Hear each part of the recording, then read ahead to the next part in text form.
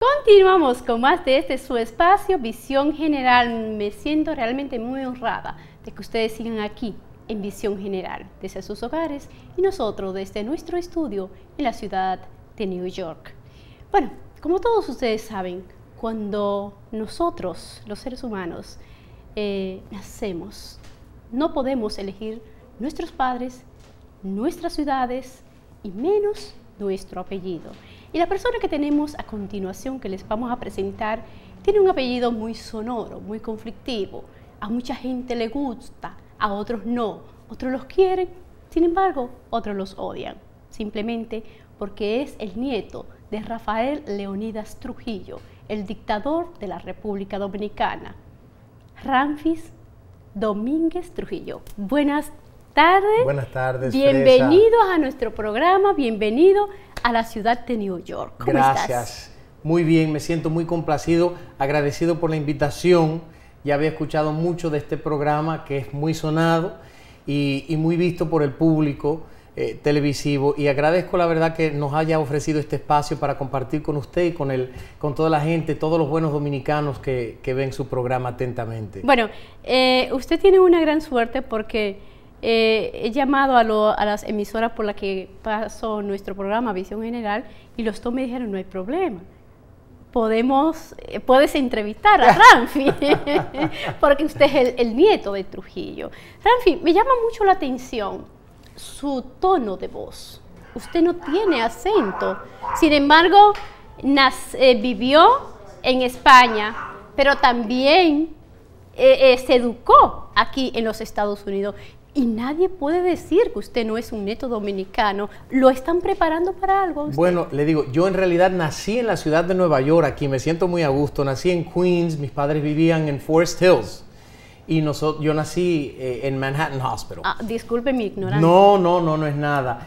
La gente, yo tengo 43 años nada más, yo nací en el año 1970, por lo que nací 9 años después de la salida de la familia y de la caída del régimen.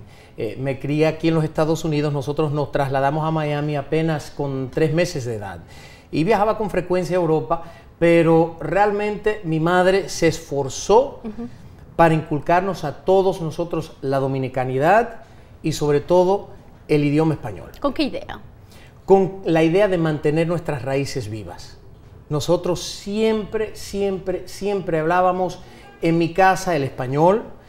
La cultura que siempre nos inculcaron, que siempre vivíamos como parte de nuestra cotidianidad, fue la dominicana.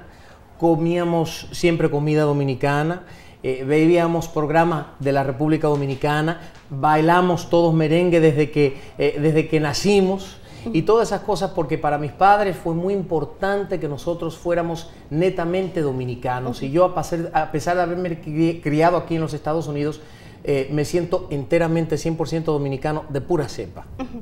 Tengo una nota aquí que dice: impiden charla al nieto de Trujillo. El nieto del dictador dominicano Rafael Leónidas Trujillo, Ramfis Trujillo, se quejó de que la Universidad Columbia Presbyteriana no le canceló la actividad que tenía en esta prestigiosa universidad. Es así. ¿Quién está detrás de esto?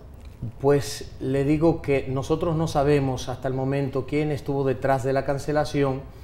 Recibimos una invitación de la Universidad Columbia, para nosotros una universidad de mucho prestigio, donde nos invitaron a dar una exposición, una charla sobre el presente, el pasado y el futuro de la República Dominicana. Es decir, que realmente el tópico escogido nada tuvo que ver con el régimen de Rafael Leónidas Trujillo. Y nos sorprende realmente que en el año 2014, y sobre todo aquí en los Estados Unidos, donde debe de imperar la democracia, que exige el derecho de libre expresión y realmente la tolerancia a todas las ideas, sin importar de qué corriente emanan, que se haya prestado para ese tipo de atropello a nuestros derechos, pero definitivamente que hay una mano pesada detrás de esa iniciativa de cancelar la actividad. Y nos informaron apenas 12 o 13 horas antes de salir al aeropuerto para viajar a Nueva York para hacer la presentación. Pero como le dije yo a la gente que nos acompañaron ayer en la comida, donde celebramos la llegada aquí en Nueva York, nos da la oportunidad de hacer lo que realmente vinimos a hacer, que fue compartir con nuestros hermanos dominicanos aquí en la ciudad de Nueva York. O sea que estamos complacidos de estar aquí y tener la oportunidad de cualquier forma. Ramfi, ¿cuánto le ha costado a usted llevar el apellido de su abuelo, de Trujillo? Bueno, le digo, yo me siento muy contento y muy orgulloso de los dos apellidos que yo llevo.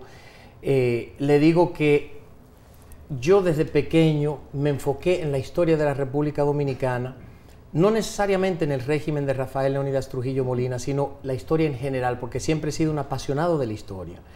Sin embargo, el gobierno de Trujillo fue un gobierno que ocupó 31 años de nuestra corta vida republicana, es decir, que es una parte muy importante. Y siempre he sido una persona justa y ecuánime, y pienso que uno tiene que hablar de la historia colectiva. No podemos enfocarnos ni en los aspectos negativos ni en los vestigios positivos, sino en el conjunto de elementos para poder apreciar bien lo que fue el gobierno del generalísimo Trujillo y sobre todo colocarlo dentro del contexto del momento histórico, del entorno histórico, para poder entonces apreciar realmente cuál fue el rendimiento netamente positivo o negativo del régimen. Bueno, precisamente estamos en mayo.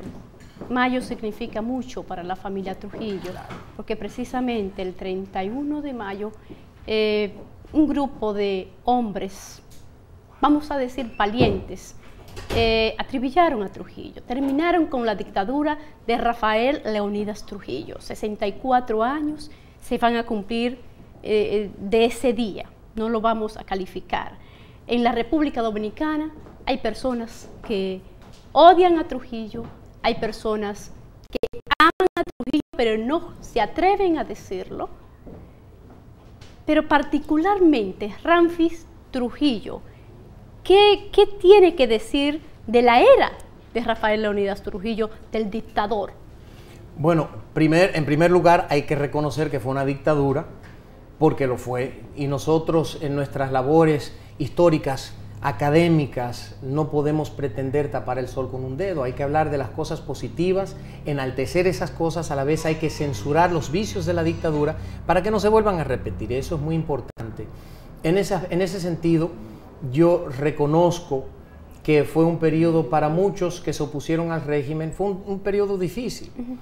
También hay que reconocer que en los 31 años de gobierno del generalísimo Rafael Leónidas Trujillo Molina se desarrolló el territorio nacional. Logramos la transformación de un país rural, de un país eminentemente rural, un país que se consideraba en el 1930 una aldea, y pasamos a ser un país fructífero, pasamos a ser un país respetado y bien desarrollado.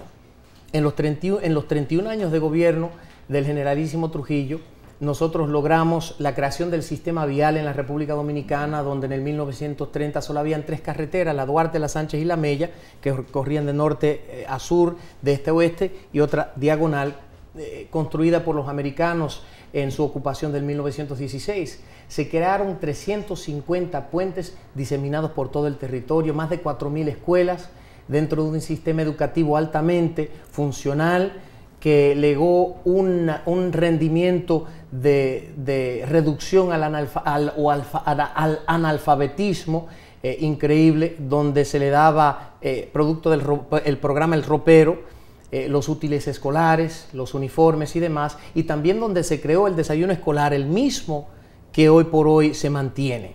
Lo único es que en esos tiempos el desayuno escolar lamentablemente, como vemos hoy, no se enfermaba ningún estudiante producto de la mala calidad, como vemos. El sistema energético de la República Dominicana se creó, pero también un sistema energético que proveía a toda la ciudadanía un servicio excelente y a un costo módico.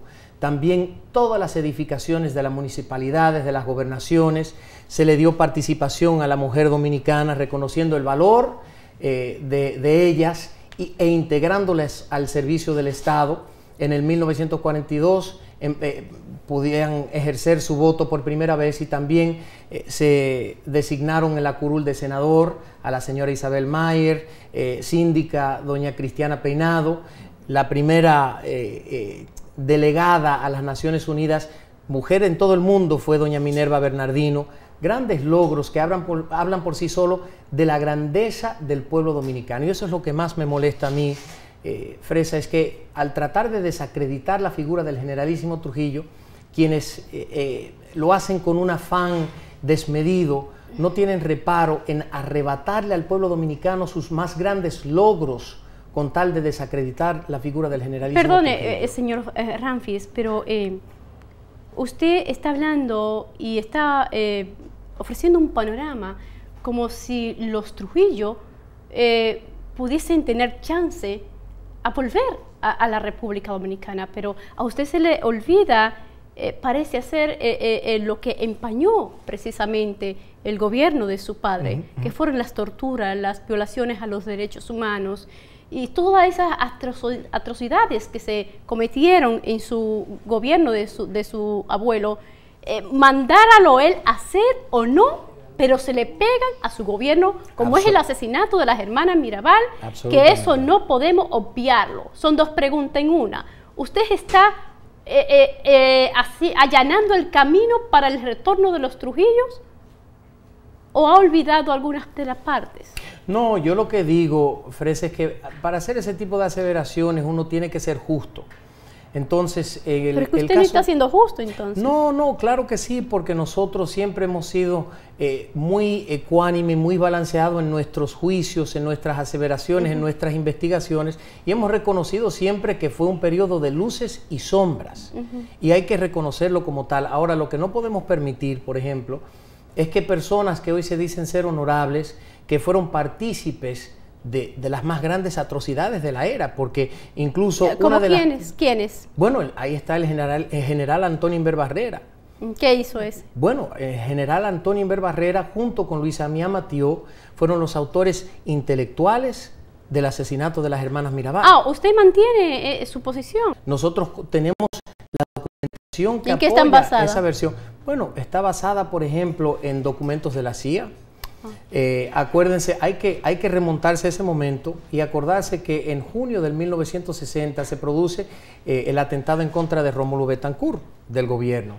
Es decir, que para agosto del 1960 se habían producido unas sanciones de la OEA, por lo que el gobierno no gozaba del beneplácito de los Estados Unidos. Entonces ya se había empezado a fraguar un movimiento disidente dentro del país para derrocar el gobierno del generalísimo Trujillo. Producto de eso, el agente de la CIA, que se llamaba Plato Cox, envía un comunicado el 2 de noviembre de 1960 donde le expresa o le comunica a Luisa Mía Matió y Antonio Inver Barrera y le dice que el gobierno norteamericano no se podrá involucrar en ningún movimiento adverso al régimen hasta bien no producirse un acontecimiento desestabilizador. Eso está claro, eso está ahí, eso es evidente, eso es algo que es innegable. A los 23 días se produce la lamentable y horrenda muerte de las hermanas Mirabal, el asesinato, el vil asesinato de las hermanas Mirabal. Y a los 30 días, en otra comunicación, este mismo agente le informa a Luisa Mía Matió y a Antonio Inver Barrera su anuencia de que Pupo Román Fernández fuera a suplantar al generalísimo Trujillo luego de su desaparición. Todo eso se ajusta, por ejemplo, al testimonio de Miriam Morales, antitrujillista, integrante del movimiento 14 de junio, que el 20 de mayo del 2010, en una entrevista que le concedió al Listín Diario, dice: yo no soy trujillista, no voy a leer el libro de Angelita, pero estoy de acuerdo con sus aseveraciones porque yo fui la última que vi a las hermanas Mirabal vivas. Cuando ellas venían de su casa, salían de mi casa, perdón, las venía persiguiendo un carro y al volante de ese vehículo venía un alto militar que sigo vivo hoy, haciendo referencia directa a Antonio Inver Barrera, lo cual se ajusta al testimonio que se llevó a cabo en junio del 1962, luego de la salida de la familia Trujillo en contra de los asesinos de las hermanas Mirabal, donde sale señalado Antonio Inver Barrera como el hombre del sombrero, que ahí fue que causó un escándalo, que tuvieron que salir o hicieron salir la prensa del salón de la corte allá en República Dominicana para que el resto del juicio se hiciera a puerta cerrada. Bueno, con la anuencia suya vamos a pedirle un permiso para hacer un contacto con nuestros auspiciadores y dentro de breve entonces continuamos aquí No se nos muevan, conversando con el nieto del dictador Rafael Leónidas Trujillo. No se nos muevan, por favor.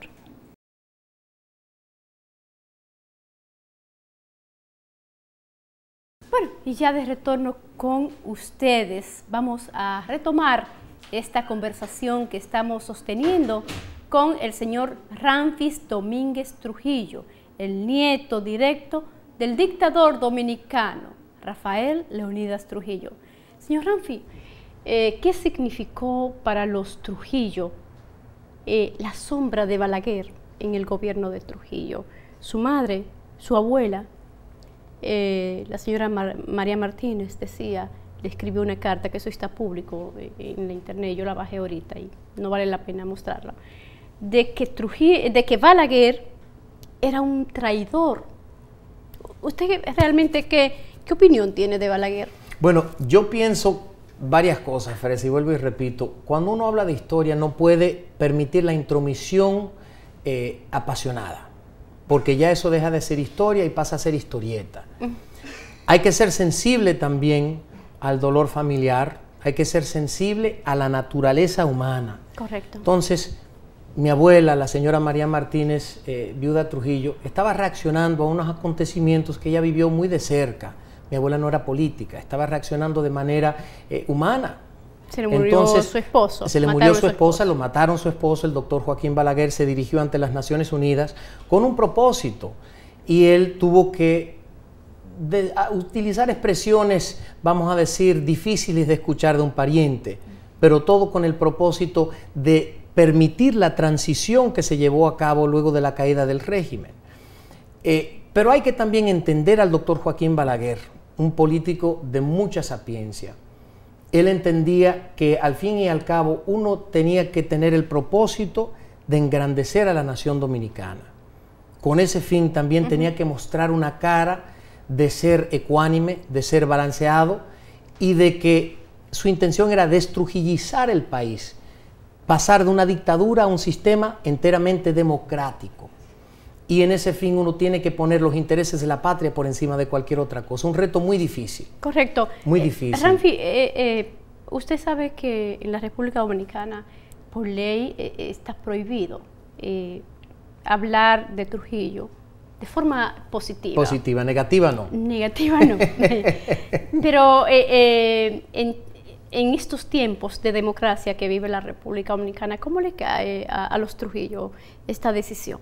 Bueno, le digo, hay que ver las cosas desde el punto de vista histórico. La ley 5880-62 dice: no se podrá enaltecer el nombre de Trujillo con la intención de emular su gobierno despótico. En primer lugar, fue una disposición del Consejo de Estado, un gobierno de facto, no contó con la anuencia del Congreso, por lo que realmente no es una ley. En segundo lugar, en enero del 2010 se promulgó una nueva Constitución. Ahí se establece la supremacía de esa Constitución, que establece que cualquier disposición, ley que no esté debidamente señalada en esa Constitución queda nula por defecto. Es decir, que el artículo 49 de esa Constitución, que protege el derecho de libre expresión, aboga automáticamente para la anulación de esa disposición de ley. ¿Qué pasó? En el 2010 nosotros empezamos a incursionar en los medios de comunicación defendiendo la historia de la República Dominicana, no defendiendo a ninguna figura en particular, sino la historia de la República Dominicana, y los intereses que se mueven detrás de esa iniciativa se opusieron y buscaron entonces revivir una ley ya caducada.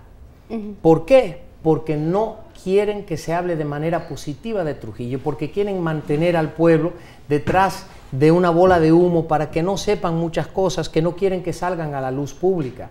Por ejemplo, lo de la fortuna de Trujillo. La fortuna de Trujillo, a pesar de lo que han dicho, de que él tenía 600, 800 millones de dólares fuera del país, no es verdad. La fortuna de Trujillo quedó en la República Dominicana y está en manos de familias que hoy ostentan ser familias honorables. ¿Se atrevería usted, sin embargo, a señalar alguno de esos apellidos que todos los conocemos, pero nadie se atreve a decirlo, que se quedaron con la fortuna de Trujillo, que estaba dentro del cuestionario que le iba a hacer.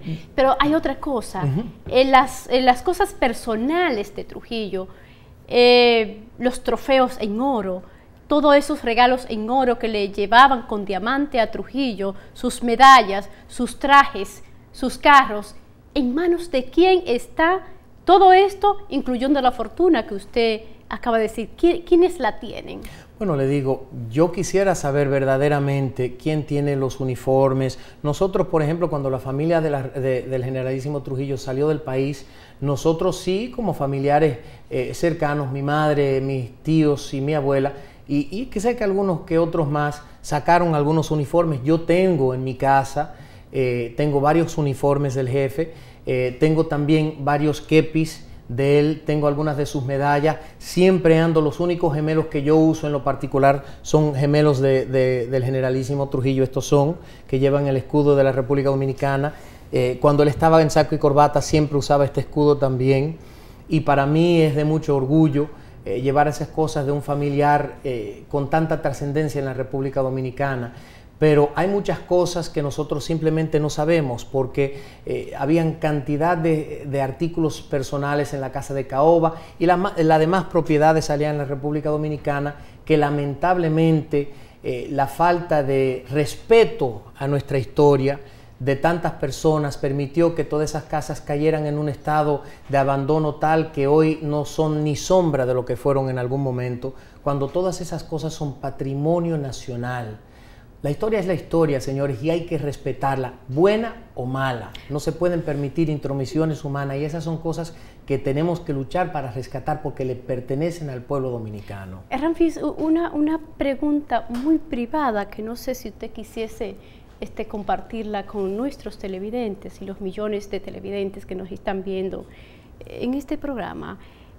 ¿Cómo van ustedes a recordar la muerte de Trujillo el 31 de mayo? Y otra cosa, ¿a dónde que está Trujillo? La gente quisiera saber dónde está el cadáver de Trujillo, que bueno, ustedes lo tienen sí, y no se lo dicen a nadie. O sea, ¿por qué lo ocultan? No, mira. ¿Cuál es su miedo? No, los restos del generalísimo Trujillo, eso es información pública y muchos de los amigos y personas que nos comparten con nosotros en Facebook, en todas las redes y demás, han ido al mausoleo de Trujillo que queda en el cementerio del Pardo en España.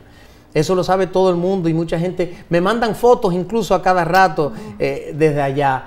Nosotros extremadamente orgullosos, es un mausoleo hermoso que se le hizo allá y lleva el nombre de la familia afuera, dice familia Trujillo, y comparte ese mausoleo con el general Rafael Leónidas Trujillo Martínez, tío Ramfis, cariñosamente. Que es otra mancha de su familia, tío no, Ramfis. Le diría que más allá por de la mancha, forma como porque, murió y cómo sí, vivió. Sí, eso le digo que vuelvo y repito, uno lo que tiene es que hablar de historia, porque si entra en temas personales, pues ya eso deja ser historia y deja ser más bien intromisiones apasionadas y juicios que no vienen al caso. Yo pienso que la historia tiene que respetarse como tal y que a nosotros no nos corresponde hacer juicios. Dios es el único que puede emitir juicios sobre nuestros comportamientos y demás.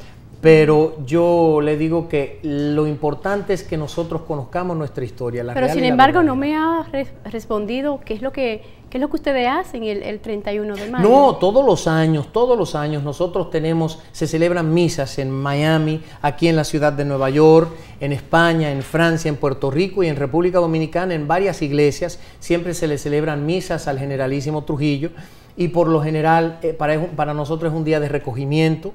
Es un día donde nosotros respetamos la solemnidad de esa fecha, para mi mamá sobre todo, porque muchas personas olvidan al tratar de señalar a mi familia y lo que pudo haber pasado en ese momento y se olvidan que nosotros perdimos a un pariente que para bien o para mal consideró que todo lo que él hacía lo hacía para el bien del país. Cometió errores. Absolutamente cometió errores. Creo que nadie es perfecto, solo Dios.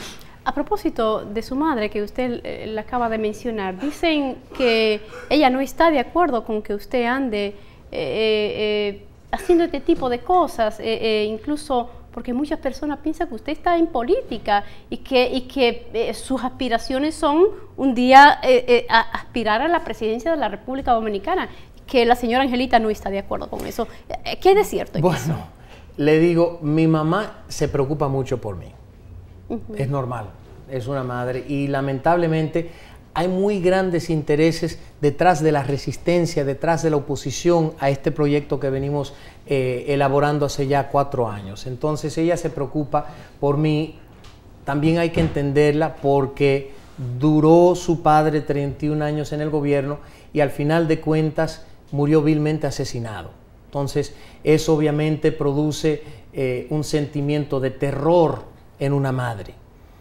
Nosotros agradecemos realmente a aquellas personas que me piensan o me consideran apto para aspirar a ese cargo de la presidencia o para incursionar en la política, pero nosotros realmente hasta el momento, esos son suposiciones, porque nosotros el sentimiento que tenemos hoy, las intenciones que tenemos hoy, las he tenido desde joven. Pero es que me acaban de decir que usted está aspirando a ser el próximo diputado de ultramar.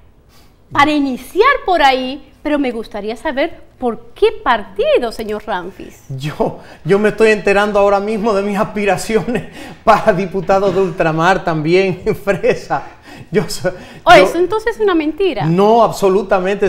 Yo jamás en la vida he aspirado a ninguna diputación. No, para nada. A mí incluso muchas personas me han ofrecido diputaciones y todo tipo de cargos y eso.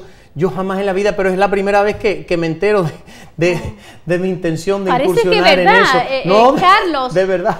Póngale la cámara porque parece que es verdad que no sabía nada de esto. No. Está espantado el señor Ramfis. Me sorprende. Oh my God.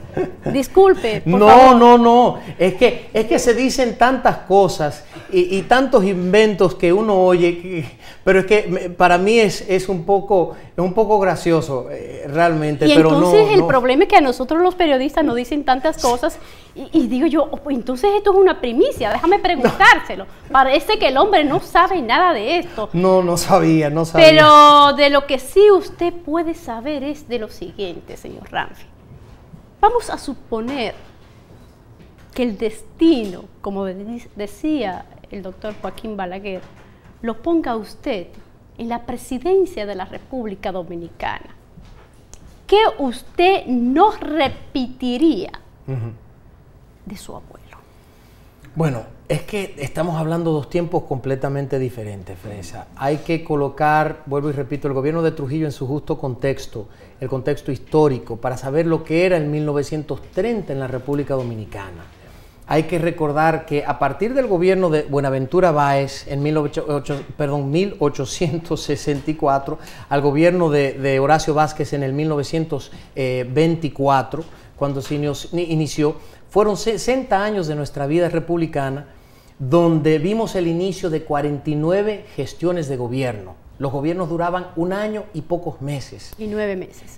Era un quítate tú para ponerme yo. Y tuvimos en una ocasión 2 presidentes. No, es que la historia está escrita, bueno. Y esa es la realidad. Entonces, hay que ver que la única razón por la cual el gobierno de Horacio Vázquez logró no solo los 4 años, pero luego de una manipulación constitucional, la extiende a 6 años, es producto del respaldo que le dio la Fuerza Armada o el Ejército que lideraba en ese momento el generalísimo Trujillo. Y como decía él, el poder hay que imponerlo, Esos eran otros tiempos. Vemos como en Venezuela, Pérez Jiménez, Colombia, Rojas Pinilla, Somoza, en Nicaragua, es decir, era el momento de los dictadores.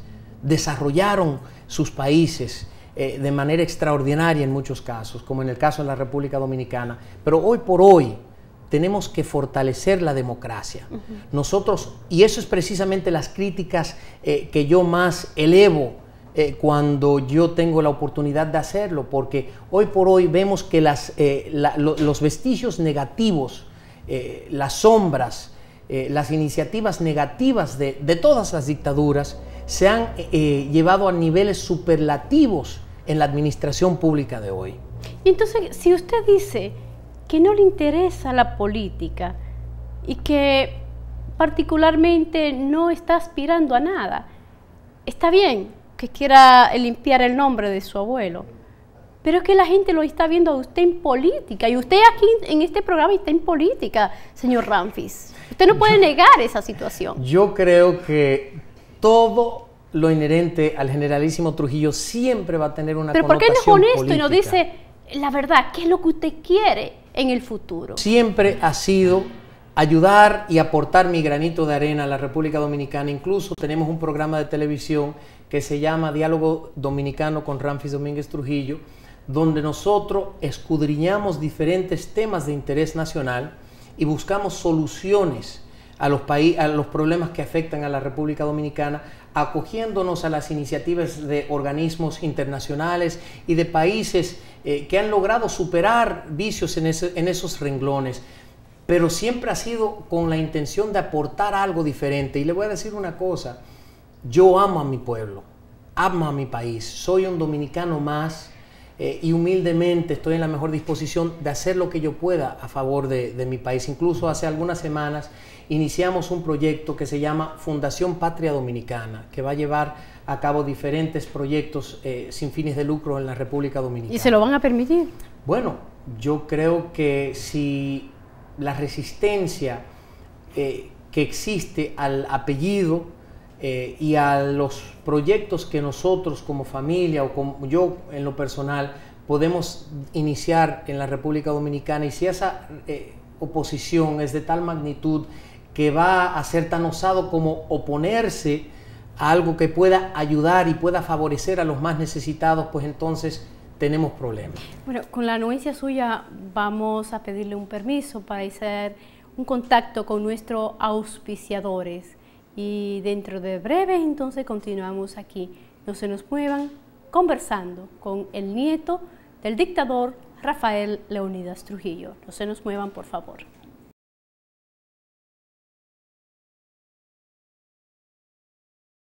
Sí, algo muy personal, que no sé si usted quisiese compartirlo con nosotros y con el mundo.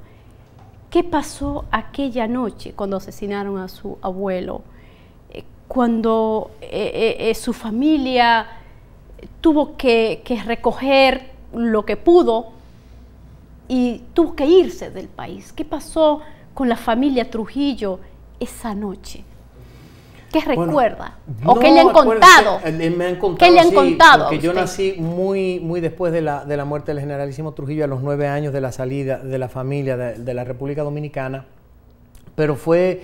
claro está, un momento muy duro, muy difícil para la familia. Hay que saber diferenciar entre lo que fue generalísimo Trujillo, el político, y lo que fue Rafael Leónidas Trujillo, el familiar. Para la familia, yo creo que está muy bien documentado que fue un excelente familiar, alguien que se preocupaba. Incluso ayer estábamos hablando de que él recibía las notas de todos sus sobrinos y todos sus nietos y sus familiares para hacer una revisión completa de su progreso académico, y que aquellos que sacaban buenas notas los favorecía y les daba algún regalito, y los que no, pues los castigaba también. Era una persona que se involucraba en el desarrollo de su familia y se interesaba. Entonces, un padre excepcional. Y mi madre, a pesar de lo que muchas personas piensan, en ningún momento de mi juventud y hasta el día de hoy rehúsa hablar de la política del generalísimo Trujillo y se enfoca siempre en su padre.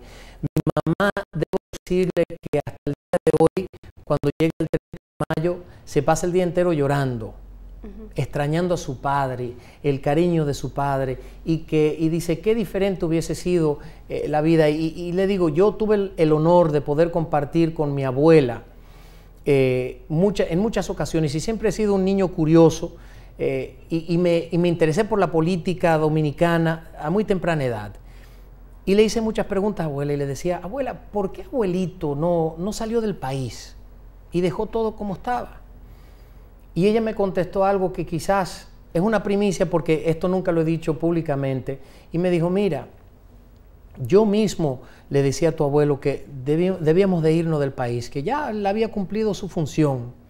Y él lo que me decía era, cuando uno ve a un bebé en pañales, recién empezando a caminar, lo último que uno quiere es abandonarlo porque se puede volver a caer.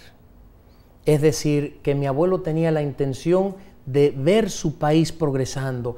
El orgullo más grande para él era ver la realización de sus sueños de convertir a la República Dominicana en un nuevo Suiza, como decía él. Y eso se logró en gran medida, porque el país se desarrolló. Era uno de los países más desarrollados, incluso fuimos el cuarto país de toda Latinoamérica y el Caribe en tener la televisión.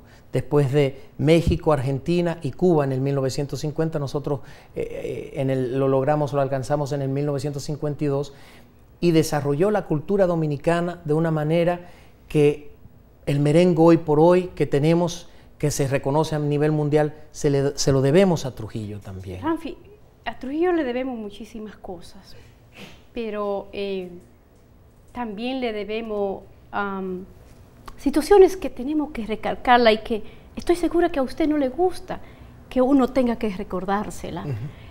Pero la muerte de las hermanas Mirabal, ¿qué significó para la dictadura de Rafael Leónidas Trujillo? Yo me alegro que usted haya vuelto a traer eso a colación, porque eso es algo que a mí me ha molestado desde muy joven. En primer lugar, está más que claro que eso fue un crimen que no se ajustaba a los parámetros de la dictadura, porque en los 31 años de historia no se puede señalar una sola mujer que cayó víctima de violencia, de muerte, vamos a decir, de asesinato durante el régimen de Rafael Leónidas Trujillo Molina, porque vamos a hablar claro, en el movimiento 14 de junio sí hubo algunas mujeres que incursionaron en eso y que fueron maltratadas. Que tuvimos que eliminarla. No, que fueron maltratadas, ninguna fue eliminada, absolutamente, eso es algo que está claro, bien documentado, pero sí fueron maltratadas como resultado de esa incursión en un movimiento adverso al régimen, pero tomando armas en contra del gobierno. Sin embargo, el caso de las hermanas, particularmente nosotros hemos venido investigando ese caso, porque siempre me ha molestado, vuelvo y repito, y hemos descubierto que el generalísimo Trujillo nada tuvo que ver en esa muerte. ¿Y por qué se no lleva a la cárcel a esas personas y lo acusa de algo? Un error personal, y le voy a explicar. ¿Ponen una demanda porque están acusando a su abuelo de algo que no hizo? No, porque lo que pasa es que vamos a decir, al final de cuentas, el responsable es el máximo líder del gobierno, y ese fue el generalísimo Trujillo. Lo haya hecho o no lo haya hecho, haya participado o no haya participado en ese crimen, pero realmente el hecho es que el generalísimo sabía perfectamente bien cómo podía repercutir un crimen de esa magnitud, y nosotros incluso tenemos la documentación, el testimonio incluso, por ejemplo, de la niña, la señora Benita Sepúlveda, a quien yo tuve el honor de poder entrevistar varios meses antes de su muerte, con 99 años. Ella era la encargada de la casa de Caoba y nos confirmó que cuando el generalísimo Trujillo se dirigió a la casa al otro día, luego de haberse enterado de la muerte de la hermana Mirabal, lo único que le podía repetir, o lo único que repitió en varias ocasiones ese día, cada vez que ella se le acercaba, es: niña, qué vaina me han echado. ¿Qué vaina me han echado? Porque él sabía perfectamente bien que el daño que eso le iba a ocasionar a su gobierno. Bueno, señores, como ustedes pueden escuchar, era Francis Domínguez Trujillo, el nieto directo de Rafael Leónidas Trujillo, el dictador de la República Dominicana, porque ese es un nombre que no podemos obviar ni borrarlo de la memoria.